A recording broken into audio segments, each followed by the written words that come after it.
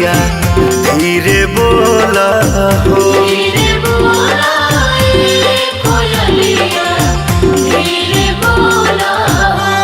कि मैया मोरी जाग जाई है हो,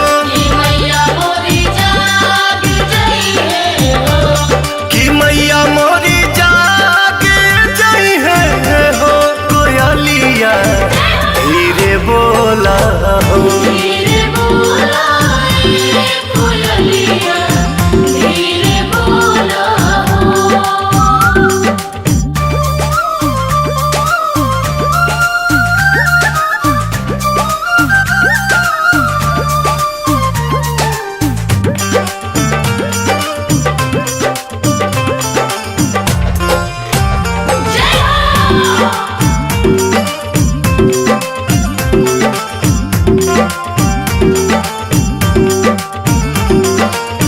देवलोक से चलली कहीं न बिलोमली, भगता के आईली दुआरी।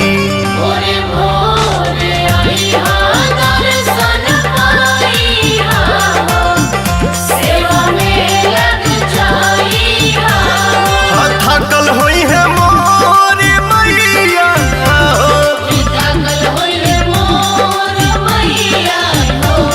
कि थकल होई है मोर मैया हो, देरी से आइल डोलिया हो।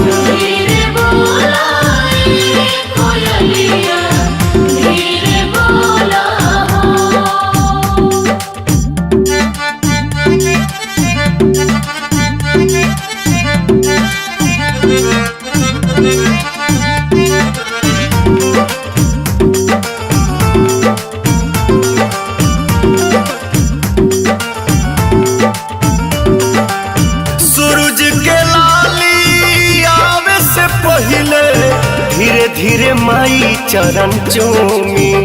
मगन हो के गगन फूल बरसाई है हो, धरती हरसाई है हो।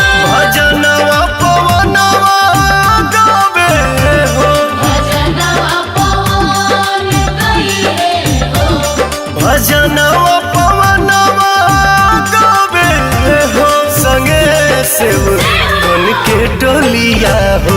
धीरे बोला कोयलिया, धीरे बोला धीरे बोला ए कोयलिया धीरे बोला हो। एंगल म्यूजिक कुमार रमेश की प्रस्तुति। धीरे बोला ए कोयलिया धीरे बोला हो। धीरे बोला कोयलिया, धीरे बोला कि मैया मोरी